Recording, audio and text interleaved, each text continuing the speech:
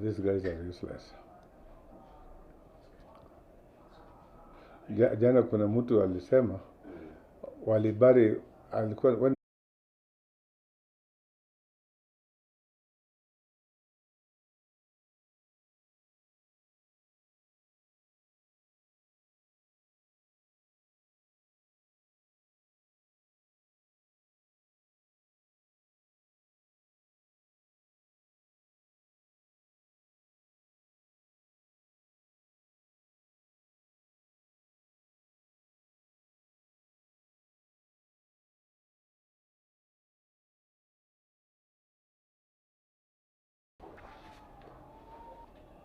and so forth. As trade union leadership, we will due to changes in technology.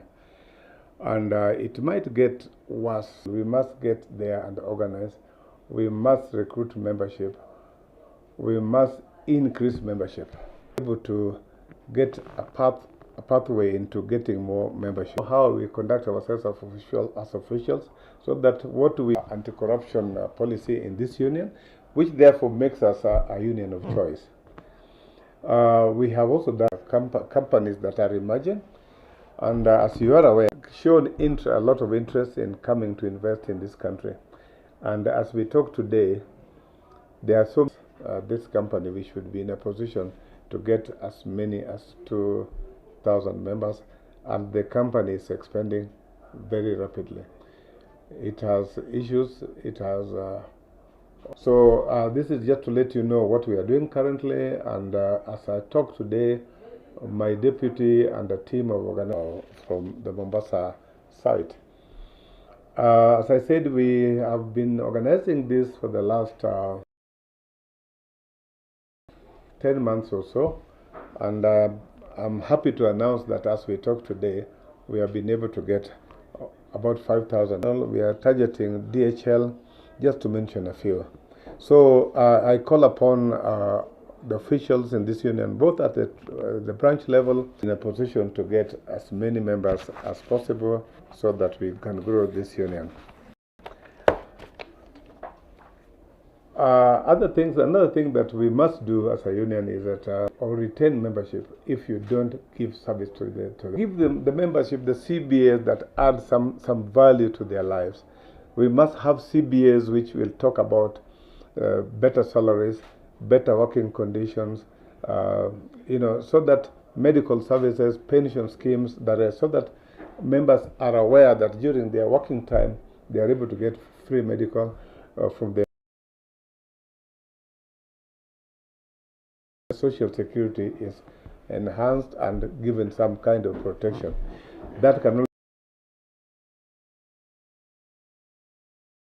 only we have about 15 companies that who we are working with, and who's now yes, it is one and so that if that's the only tool that we can use as a trade union, then that direction must go. Belonging to the members, which was recovered from their salary for their purpose. Belonging to the members, which was recovered from their salary for their purpose. Almost 1.5 billion shilling, and have not been paid their salaries. So we have done paid their salaries. So we have done all the necessary. Less by 24th of this month, which is Friday next week, they shall have paid the salary for all the members for the 7 months. If they don't do that, the strike will start on 27th of this month, which will be Monday of that week. So my plea to the officials that are listening to me now, my plea to the board members, my plea to our members, that this is not going to be business as usual.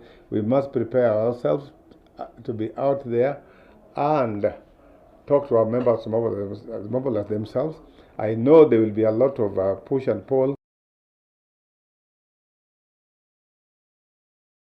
I'm not going to suspend a strike just on premises, because they have promised us several to pay. The position has become worse than it was.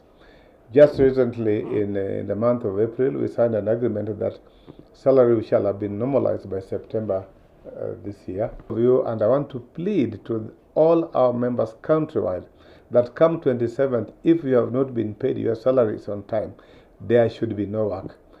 For me, it's better that we have a legal aspect, and we are not going to make an illegality become legal. It is already illegal that people have not been paid for 4 months, so you cannot ask me to sign an agreement saying that you will pay in December, you will pay next year, when already our members' rights have been infringed. I think we can do that. So my plea finally to all of you is that let's support this union to make sure we get what is right for us. And moving forward, it's not only going to be at Coastal Corporation of Kenya, it's going to be all over. It's going to be all over the country, in all over the unions, the companies that we represent their membership in, so that it is not just a question of Posta, it's a question of anybody else. If you can't pay your members, then if you can't respect our members, then you must expect some action from this union. This we will do without fear, and I know Posta is going to make noise, and already they're starting to tell us that we are going to interfere with business. If you don't want us to interfere with business, pay our people, because we have talked to them for the last 5 years and they have remained working without salary. That's because so lazima watafuti. Thank you, and have a good day, a good weekend, as we mourn our departed brother Raila Amolo Odinga. Using na yetu ama yenu yetu, unaonaje hiyo?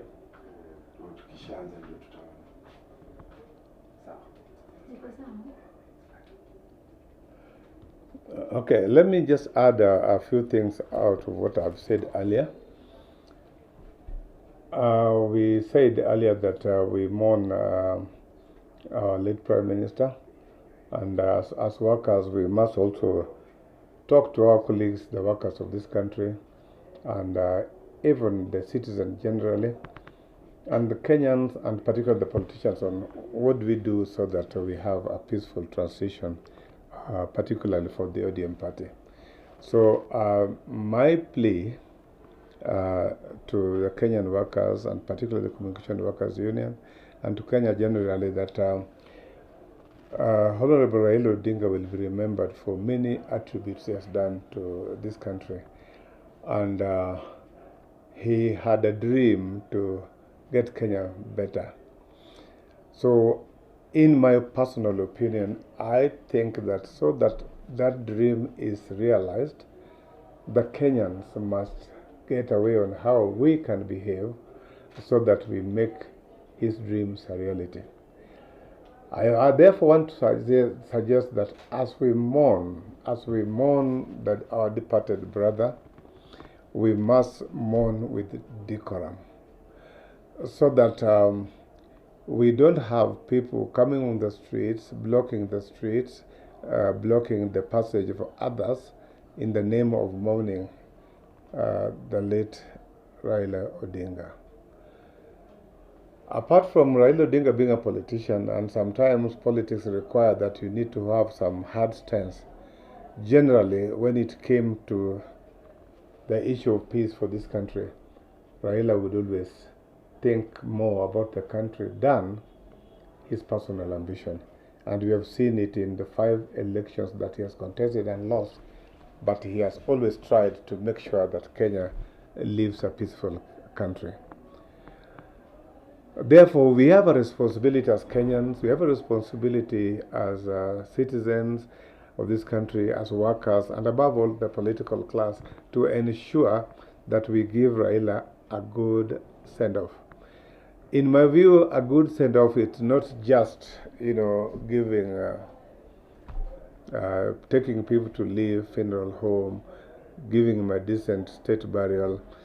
The decent thing that, in my view, would remain decent is a peaceful transition, a peaceful burial, devoid of any fracas, so that Raila rests in peace. That's what all of us are thinking about. That's what I personally think. So my plea to the Kenyan politicians particularly is that let us not think about our political positions currently, both in ODM as a political party and even the national politics. Let us bury Raila.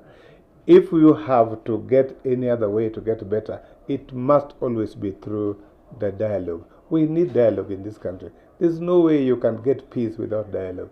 People must sit in the boardrooms. People must sit in offices to get what is best for this country. Not in rallies calling ourselves names and then you expect peace in this country. The legacy that Raila has left in this country is that he wanted Kenya to be a peaceful country. We must give him that peace that he longed for, and it is up to you and me to do that to Kenyans. If we do it, Raila will live to see us in his grave as peaceful Kenyans, the Kenya he wanted to have. Thank you. Now you can end. Ili pia nione.